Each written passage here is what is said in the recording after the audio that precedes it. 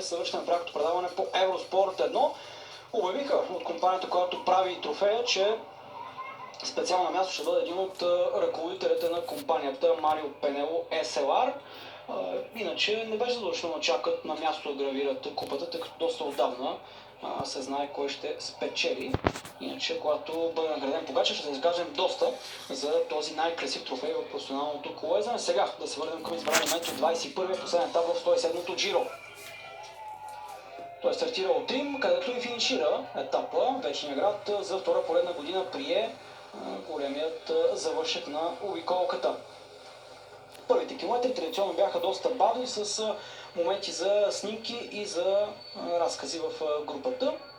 Отбора на победителя се снима, носителите на четирите планелки и всички други, които се проявиха в тази годишната надпревара.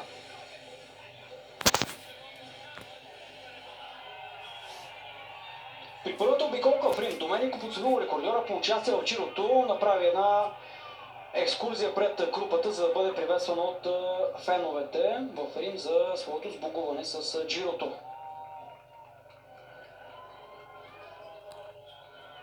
По-нататък, при 70 км до финала се откъсна една четворка с Мартин Марчелузи, Евен Костио, Микел Хоноре и Алекс Боден. Четиримата успяха да натрупат аванс от близо 30 секунди пред групата. В началото на средата на предпоследната обиколка имаше и падане, в което бяха влечени Юго Хофстетър, спринтьора на Израел Премиер Тек и още няколко колоездачи.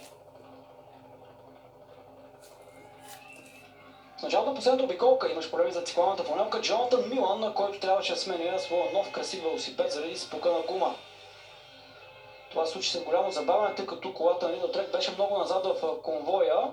Да се наложи много дълго време Джонатан Милан да гони групата зад автомобилите на отборите. В крайна сметка той влезе в нея при 4 км и половина преди финала, след което неговите съотборници по прекрасен начин успяха само за около 3 км да го изведат до първите места в основната група.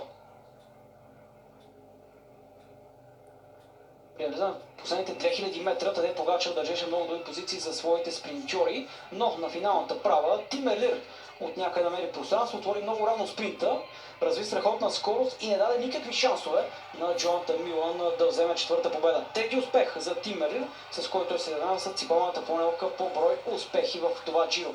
Второ място Милан, трето за Кейден Гроувс на финала. Броени метри след тях финишира Тадей Погачев, официално шампион в 107-та обиколка на Италия.